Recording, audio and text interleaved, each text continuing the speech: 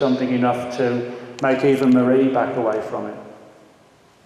All of which brings us to the theories for the Men in Black. I just need to check how long we've got because I don't want to run over into Nick.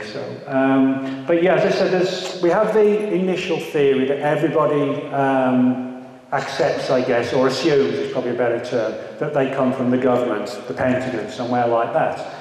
Now, there are a few cases on record where we can trace these reports back to government agencies where people have been legitimately visited in the 50s and 60s by people like the FBI and the CIA. And we know this because the files have surfaced through the Freedom of Information Act. And at the time, the witnesses said, these people turned up in black suits and fedoras. But that's how all the guys dressed back in the 40s and 50s, even in the 60s. And so were these government people turning up in black suits and fedoras actually men in black? Or were they assumed to be the men in black because the real men in black dressed the same? So I think we can make a case that a small percentage of the men in black are from the government.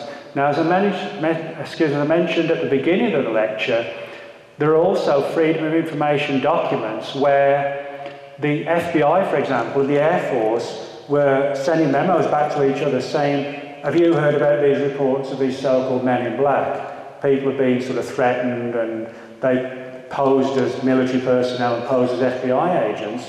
We don't know who they are. Do you know? And the Air Force would say, well, we've heard about them, but we don't know either.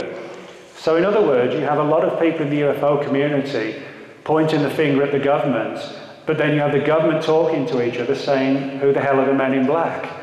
So, in other words, although there may well be some sort of deeply buried group in government that does know or does coordinate some of these MIB investigations, for the most part, it's not the government. Whether or not the government actually knows, or I think it's more likely they suspect and believe there is this weirder phenomenon, but I think they're very unclear in terms of what it actually means and represents. One of the more interesting theories that's been put forward by a friend of mine, Joshua P.